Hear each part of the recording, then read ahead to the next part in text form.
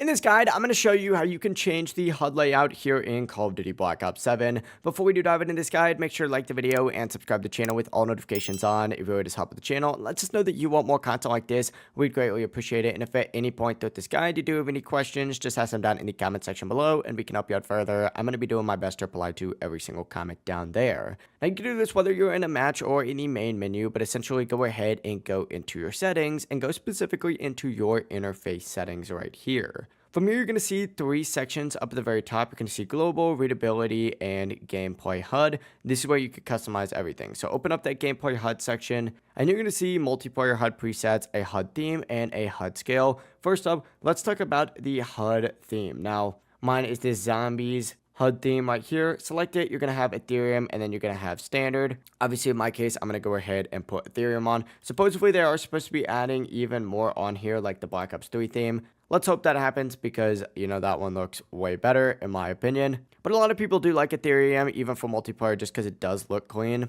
So just keep that in mind. Back to the section and go to the HUD scale next. If you want your HUD to be bigger, move the slider to the right. If you want it smaller and more minimal, move it to the left. You can preview the changes immediately. A bigger scale does make everything easier to see, but it can also be distracting, while a smaller scale looks cleaner, but it may be harder to read. And finally, for the HUD options, there is a few. You got HUD visibility, you got the safe area, minimap rotation, and you can even toggle the minimap and radar. There's a lot that you could tweak, so feel free to experiment until your layout feels perfect. But that is it. If you guys do have any questions, just ask them down in the comment section below and we can help you out further. I'm going to be doing my best to reply to every single comment down there. Before you do leave this video, make sure to like the video and subscribe to the channel with all notifications on. It really does help the channel. Let us know that you want more content like this. We'd greatly appreciate it. Have a great rest of your day. Peace.